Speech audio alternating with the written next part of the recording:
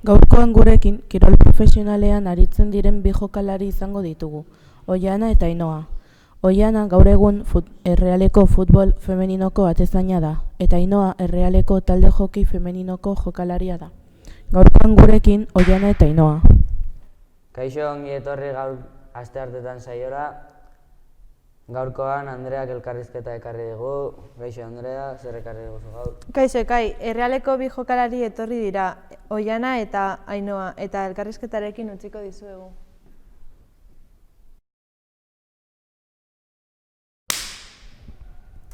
Gaurkoan gurekin, Ainhoa Belzunegi eta Oihana Aldai dugu gurekin. Arratsaldeon.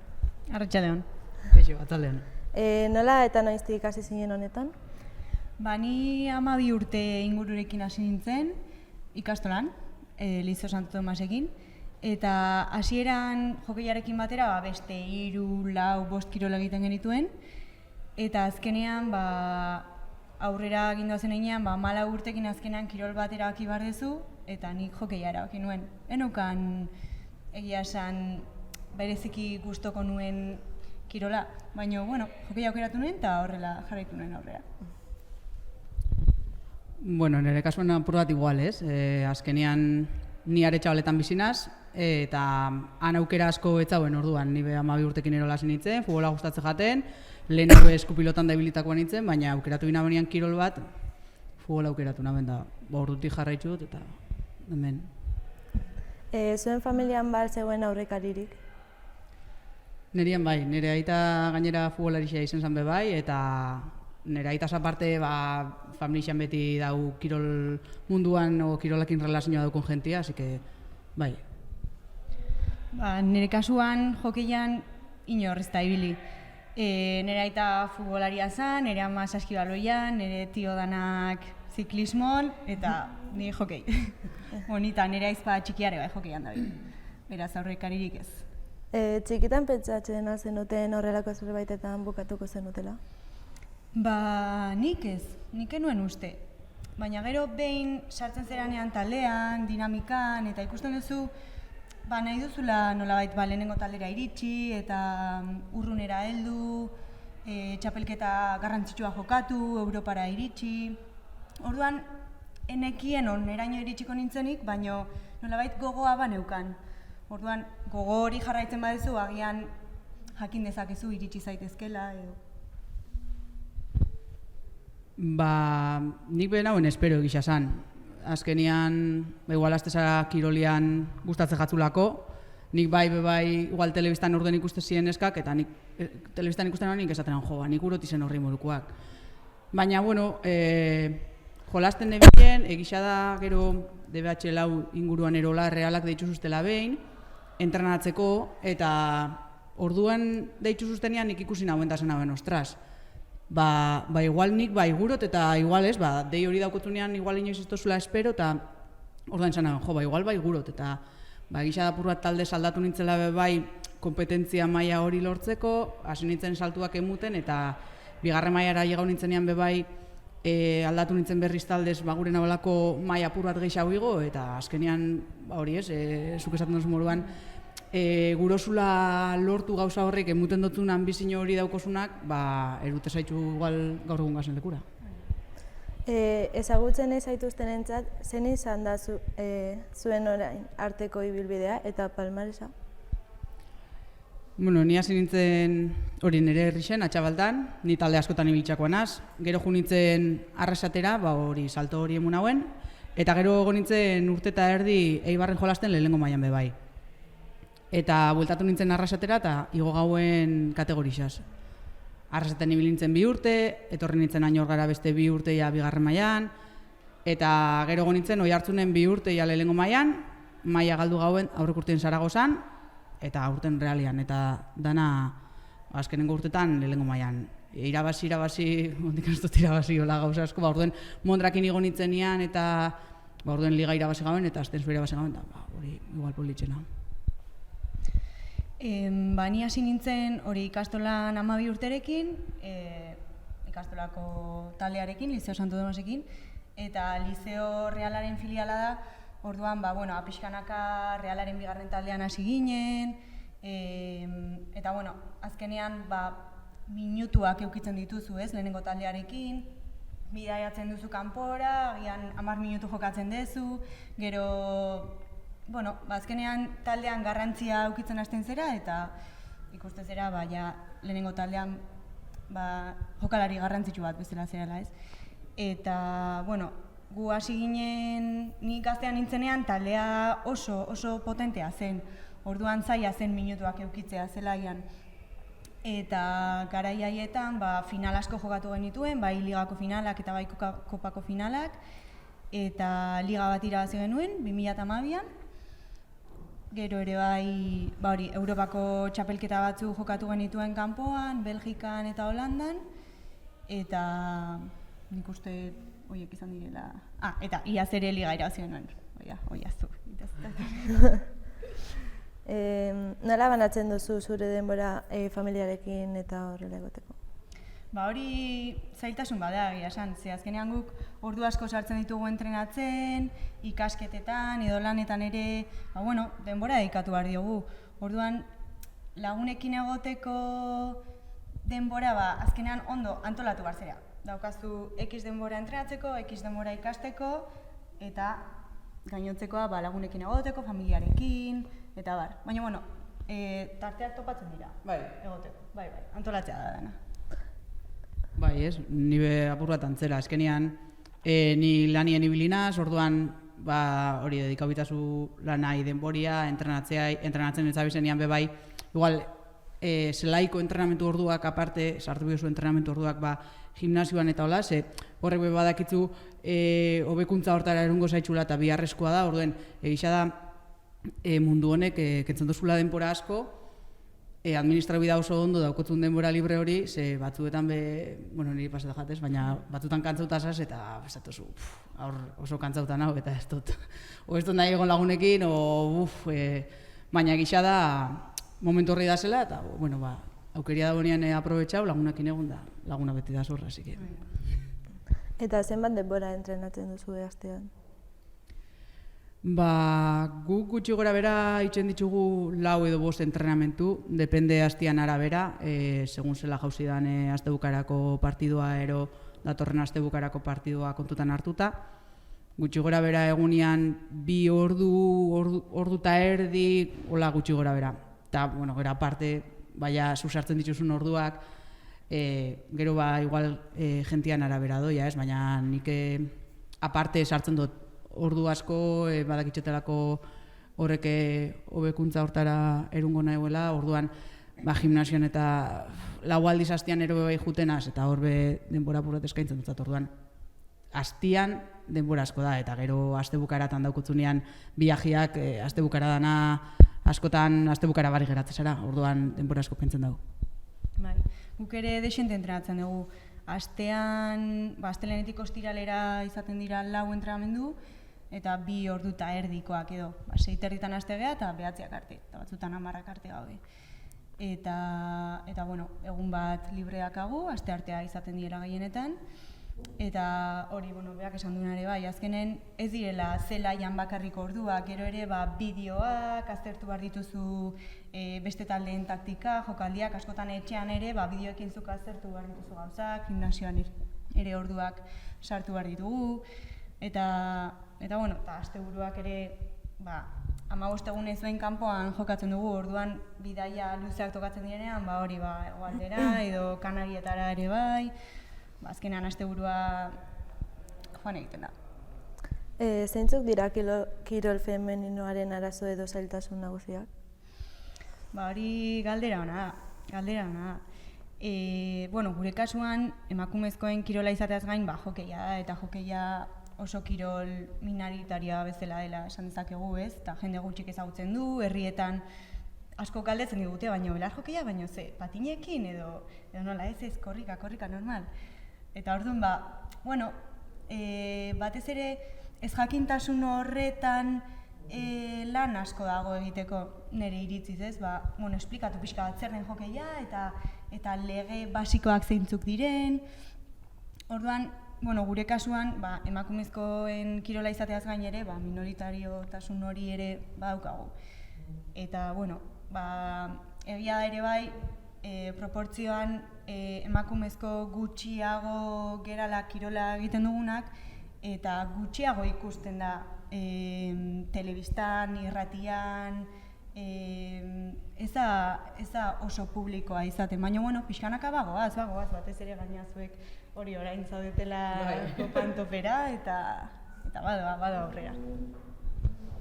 Nik uste dut bai arazo handixenetakoa da zuk esan duzuna, ez? Igual ez jakola muten larriko bisibilidade. Osea, bi aste honetan bai oso politxa izen da, anoetan jolastu dugu, jente pila bat etorri da, eta hori oso bisiblia da, baina bukatzen da el boom, eta gero ez da itzen berba. Edo, ez dakit, nik uste dut hori dala geixen falta dana, askotan, ez dakit, ikusten duzu teleidearixuan kiroletaz berba itzen dagoela, eta bakarriz itzen da berba futbolan inguruan, eta esaten dut, eta futbola daun mutiena, eta daun eskena, eta eske futbolaz aparte, daz kirol pila bat geixau, aste bukaradanetan daukiela eurak euren kompetizioa eta ez da inoiz berba itzen. Eta nik uste dut dala apur bat, hori ez, bisibilidade hori emun, telebistan, irratixan, periodikotan, ez dakit. Eta hori benetan, aste bukararo, astero gube, dano gabitzela lanian, naiztan eskak izan, lanian gabitzela, esan nahi dut, entrenatzen, gero guk gure emaitzak lortzeko. Eta hori da nik uste dut falta jakona nesken kirolai. Erakustia, jentia informauta gotia, jakitxia, aunque sea noiz dan partidua, ez da que sea zeo zer, inoiz ez da, eta gaina zuetaz igual isa agertu bestain. Hori, zeo zer lortzen dozunean agertzen da, eta ze ondo, baina bitartean ez bada ezer agertzen askotan gero ahaztu moruan itxen die, eta nik uste dut hori dela geixen landuiko zena. Hori da, eta agian naiz eta emaitzak ez lortu, posible da ligarik ez irabaztea, edo 4., 5., 6. geratzea, baina gure lana berdin hor dago. Guk berdin entrenatzen dugu eta berdin jartzen ditugu gure ilusioak. Orduan, batzutan ematen du ligak irabazi behar direla, edo kopak irabazi behar direla, telebistan agertzeko, edo irratian agertzeko, eta ez da horrela. Nire iritziz, gure lana hor dago, guk ere berdin lesionatzen gera mutilak bezala, guk ere berdin ditugu hori partido oso zaiak, gainbeherak, edo puntu onak bezala, orduan, azkenean mutilak bezala gera, esan nahi, guk ere berdin lan egiten dugu, baina ez berdinak, orduan, bidean gaude. Hori da. Familiak lagundu zaituzte zuen bidean? Nire kasuan bai. Nik batxillerra bukatu eta unibertsitatean hasi nintzen, medikuntzako karrera egiten, eta niretzat hasieran, zaila izan zen, ze Bilbon ikasten nuen, eta Donostira etorri behar nintzen entrenatzera, eta, ordu asko dedikatu behar nizkion entrenatzeari, eta baita ere ikasteari. Orduan, dudak nituen hasieran, halko dut guzti honekin, ez? Posible dut karrera aurrera eraman eta lehenengo taldean jarraitu. Eta nire gurasoak esan zeaten, hain azu lasai, zu jarraitu aurrera, ez orain erabakirik hartu behar, pixkanaka jun ikusten, eta momentu baten, agian hilabete baten, utzi behar badezu jokeia eta gero jarraitu, egingo duzu. Orduan, nire aldetik, nire familiak asko babestu nahu eta asko lagundu dit.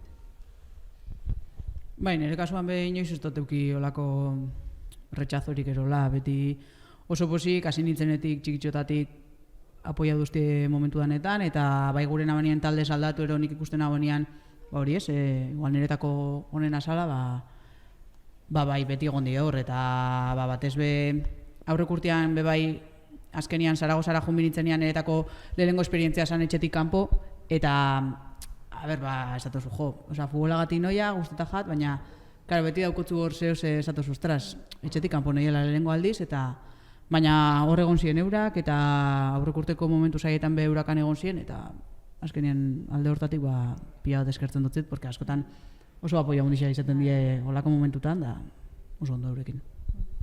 Komentario matxistak jaso dituzuen noiz baiten arbitro edo publikoaren partetik? Nire kasuan nik ez dut jaso olako komentarixorik, eta igual bai izaten da ni atezaina izen da igual beti lehen batez bez, askotan porterixatzetan da jente ipintzezan, igual kategorixa bigarren mailan daula, baina normalen ez dut jaso olakorik, eta uste gure taldian bentsat aurten eta hola eta aurrekurtetan egon azenetan ez dugula inoiz jaso. Osa, gu bentsat uste ez dugula hori bizi. Nire kasuan nik uste ere ez, alderantziz, de hecho, irutzea lagunak eta gertukoak eta zelaira animatzera etortzen direnak kontrako ez dakit beti babesten gaituzte, beti esaten digute jo ez ematen entrenatzen dezuen, ea, pixkanaka erratian, eta ikusten den zuek egiten dezuen lan hori, eta ez, komentario matxistarik nire kasuan bintzat ez dut uste taldeko norbaiteko horrelako horik entzun. Zeintzuk dira zure bizipen honenak eta gogorrenak? Galdera hona da egia esan. Nire bizipen honenak nik uste justo liga irabazi eta urrengo egunak, zaudela, odei baten bezala, esaten duzu, urte osoa entrenatzen, azkenean lortu dugu, nahi genuen helburua eta egia esan pentsatzen duzu esfortzu guzti horiek ez dela urte bateko, azkenean direla atzeko 4 urteak ere balio izan dute liga hori irabazteko, Eta hori konturatzen zera esfortzuak emaitza bat dakarrela.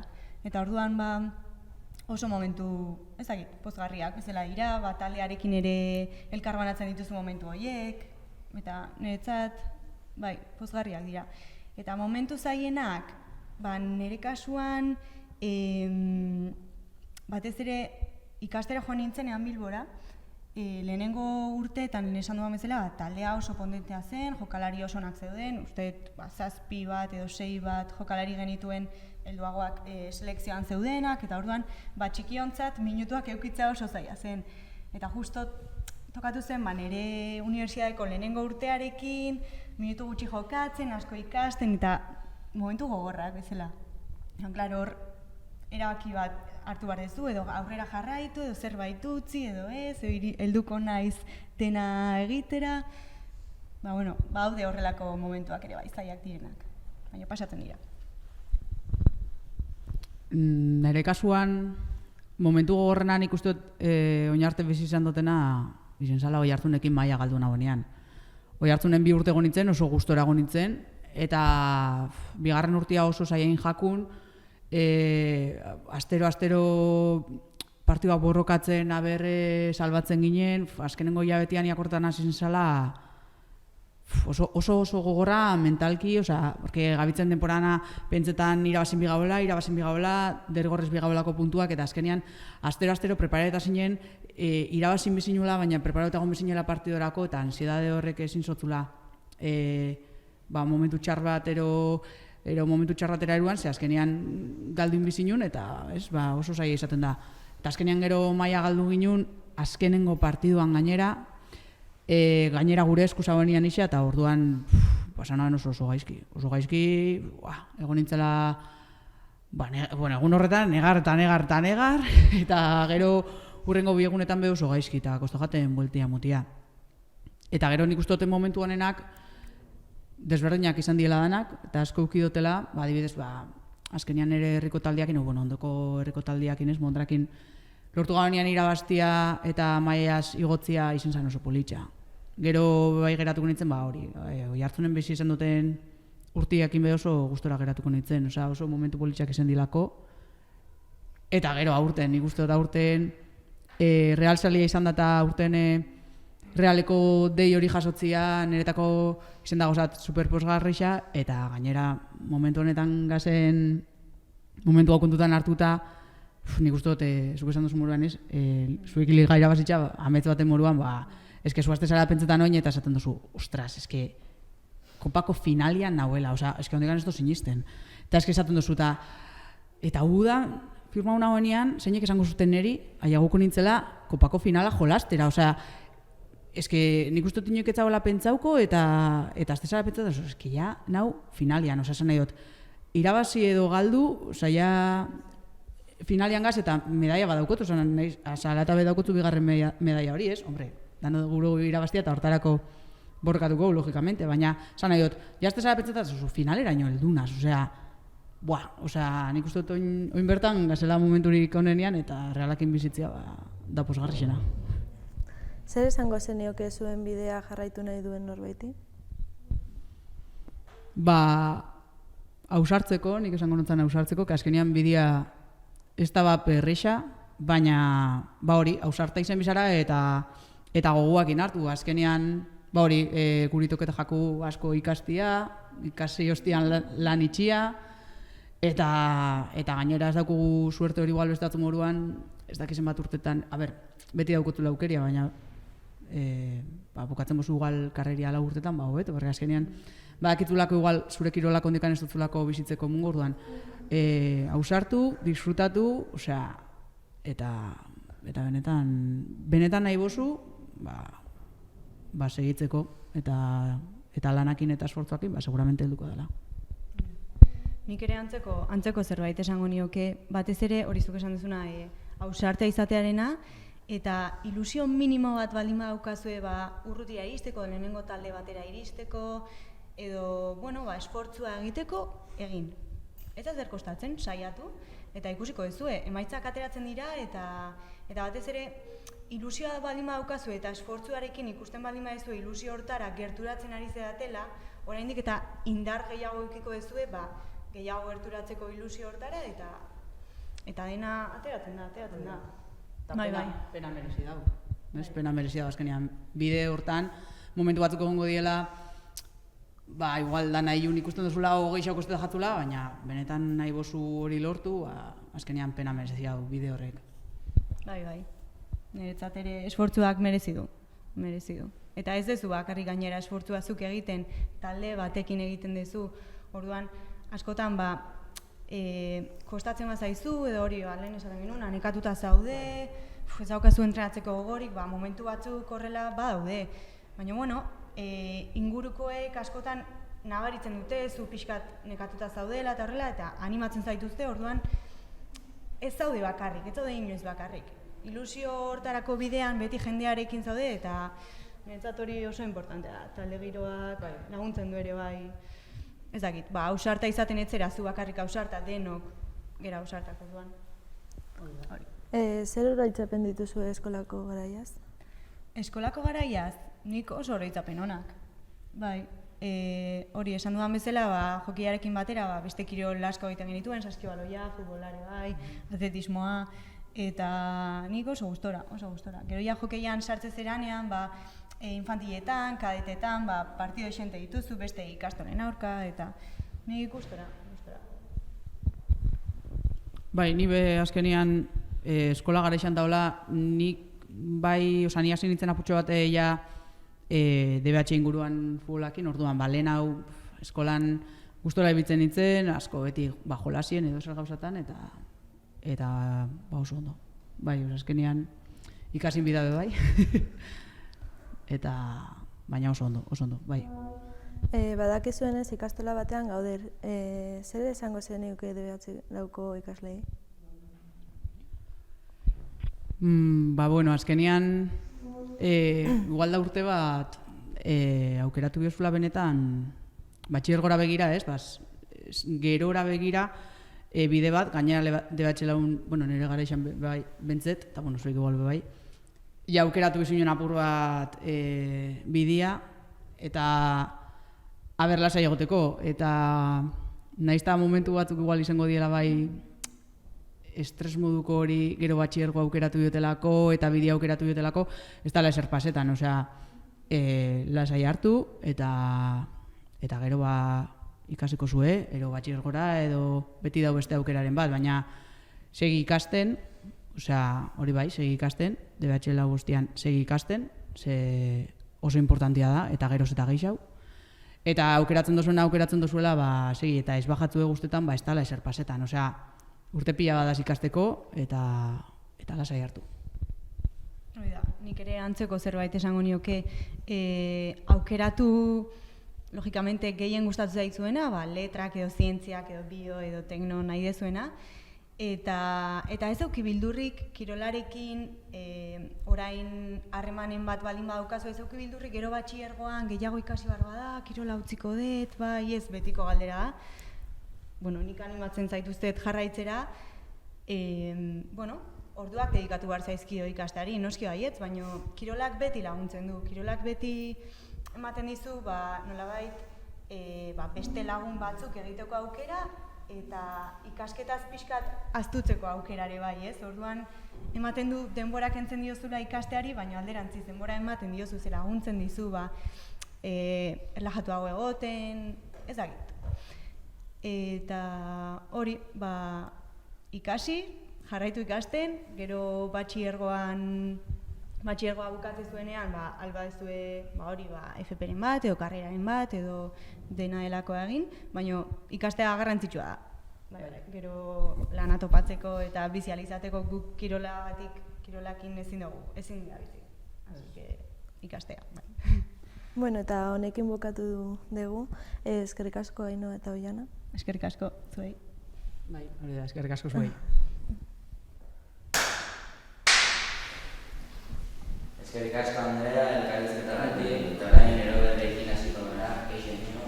Kai, lehen Eroberria da, Bilboko zitzaileak, 94 urteko gizon bati rescatatu zuten ibaietik, zeren bilatzen ari zen 100 euroko boleto bat, 100 euroekin primetutako boleto bat. Horren bada animaliak ere eskatzen dute beraien norantzkoa jakiteko eta tokien batera jateko. Eta azkena da Alhambrako ume bat,